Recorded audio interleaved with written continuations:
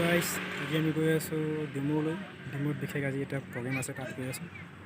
গতিকে আপোনালোকক লৈ যাওঁ, ব'লক কিন্তু ভিডিঅ'টো আৰম্ভ কৰোঁ। ভিডিঅ'টো 3 তাৰিখৰে হয়, কিন্তু এডিট কৰাত সময় নহ'ল দিয়া, সেইকাৰণে আজিহে আপলোড দিছোঁ দেই, বেয়া নাপাব।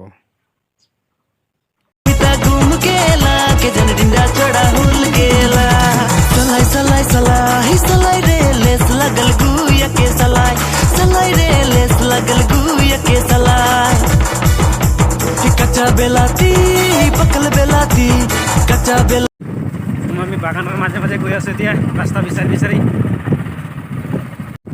আমি এতিয়ালৈকে আমাৰ জেগাখন পোৱাই নাই, ৰাস্তা বিচাৰি বিচাৰি গৈ আছোঁ, একদম গাঁৱত সোমাই গৈছোঁ। আমি জেগাটো আহি পাই গ'লোঁ এতিয়া। ইয়াৰ পৰিৱেশটো অকণমান দেখাইছোঁ আপোনালোকক। আমাৰ কিছুমান পৰম্পৰাগত বস্তু আছে, এইবোৰ অলপ দেখাইছোঁ আপোনালোকক। এইটো কোৱা হয় জাহেৰ স্থান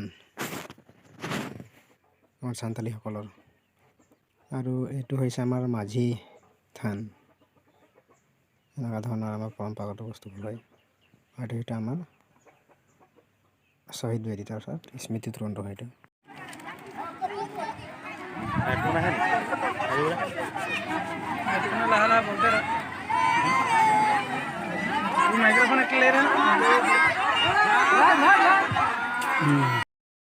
এইটোতে মেইন প্ৰতিযোগিতাটো হৈছিল, কাৰমাৰ প্ৰতিযোগিতা। আমি অলপ এইফালে ফুৰিবলৈ আহিছোঁ, গতিকে অলপ দূৰতে আহি গৈছোঁ আমি, য'ত প্ৰগ্ৰেম হৈছে তাৰ পৰা। ইয়াত এটা নদী আছে নিচিনা লাগিছে, অলপ নদী এৰিয়া ঠাই, নদী কাষৰীয়া ঠাই নেকি। অলপ দেখাইছোঁ আৰু ইয়াৰ ভিউটো কেনেকুৱা।